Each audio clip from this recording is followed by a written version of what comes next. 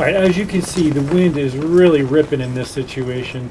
I set this ground blind up about 10 days before hunting it, and I thought, I'll set it up, the deer will get used to it. And when I came back to hunt it on this particular day, it was collapsed to the ground because the wind had just blown the sides in. And as you can see, the wind just blew this side in again. It's just blowing so hard. But the deer started to come out. This doe came out about 100 yards away, and she definitely was looking at the blind. Being that it was popped back up, she wasn't as used to it as I was hoping she would be, so I think she didn't really like it a whole lot. And then this little buck came out and chased her around a little bit.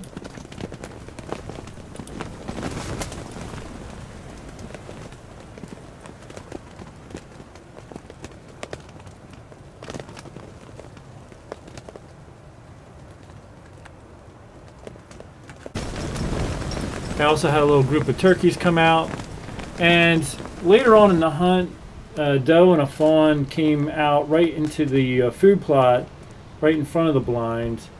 Although, when I planted the food plot, we just had a drought, so it didn't really come in very well. Still is some turnips that are coming up, and the deer are coming in and feeding on those. So I had them in close near the end of the hunt, but I think they were a little cautious of the blind and eventually walked away.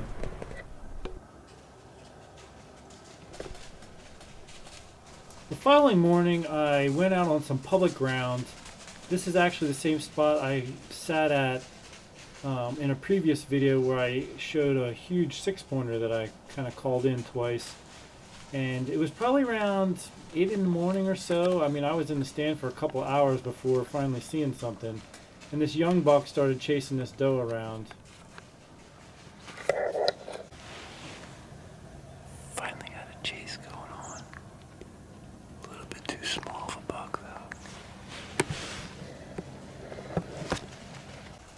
Eventually, that doe came right up, literally directly under my tree. And I have been smoking my clothes this season, just trying that out. These deer were directly downwind of me this whole time, and they never seemed to really be bothered by it.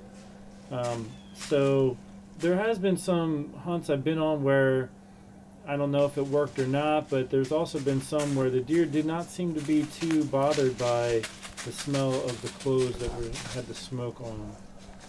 I actually have a couple trail camera pictures of this buck. He's a little bit smaller and younger than what I was hoping for, so I just, I didn't really make any effort to try to get him. She was right under me.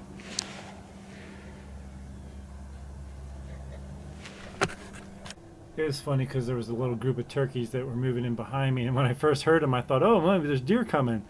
It's just turkeys, though. It was a long wait, maybe an hour or two later, and I finally saw a buck that I would consider shooting. He was about a 140-inch 9-point, real nice and high rack. I didn't get the best footage of him because I just wanted to really focus on getting a shot if he gave me an opportunity. But he just never quite came in close to where I wanted him to be for a shot. I was only going to shoot if he was about 20 yards, and I think I'd say he was about 30 to 35 yards in some, too many branches in the way, so I didn't even consider shooting. But if he was closer, I would have went for it. I tried to work this 9-pointer over a little bit as he was starting to go away, but he had his nose on probably the scent trail of that doe that was running around earlier, and he didn't want to leave the scent trail.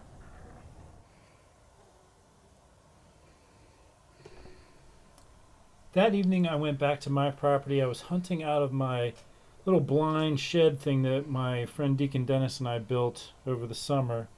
And I had a little buck come out at first, and then a couple doe actually were coming out. I didn't get very good footage of them though. And then the next morning I was back on the public land trying a different spot that I had never hunted before. It was a slow start, but then eventually I heard a snort downwind of me, and I thought, man, are they, winding me, and they don't like the smell of the smoked clothes. But then this doe came running right up to me, followed by half decent little 9-10 point type of deer, He was just a little bit smaller than what I was looking for though, so I elected to pass on him.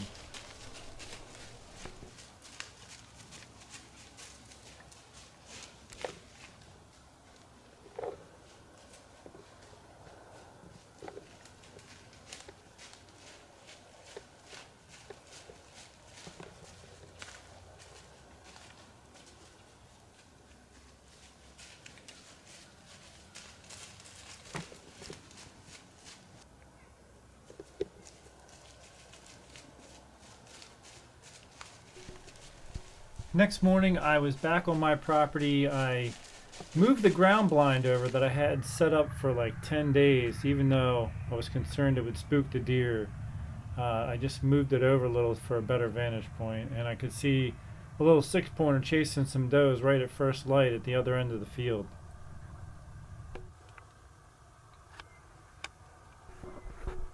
This is a little while later after the sun came up a little bit. I heard a grunt, so I did a rattle sequence and that spike popped out. Now, I actually got a bunch of other footage that I'm going to cut out and put in a different video, doing a review on some decoys, so I'll save that for another episode. But in this situation, I see a doe coming across the field.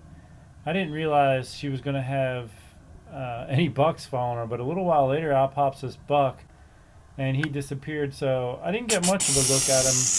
But I decided to just do a little rattling to see if I could bring him back out. And as soon as I rattled, there was 2 other bucks that popped their heads up.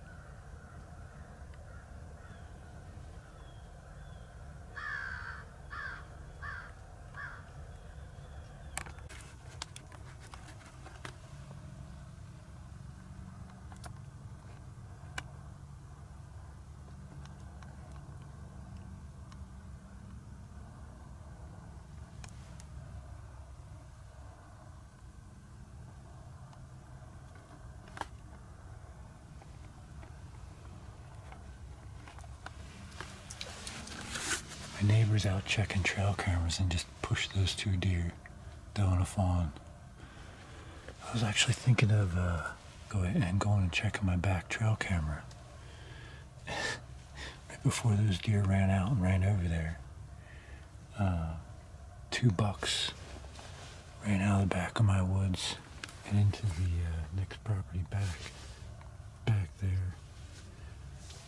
They were chasing a doe around this morning, those 2 bucks. So I'm imagining they were just chasing her around. I couldn't quite see her, but I could see their antlers. So it's going to be a little hysterics back in there maybe when I go down to check the trail camera. There's no shooter bucks out right now. And I want to go get a new set home for this evening, so probably just wait another 5 minutes and go to take care of all that. So when I walked back to check my trail camera, man, I was bumping deer like crazy, and I was like, ugh, I really kind of botched this, I think. I went through with it anyway, went down, grabbed the camera. The camera actually failed, so I pulled the whole thing out. And when I came back out to the field, there was a nice shooter 10 point chasing a doe in the property back behind mine.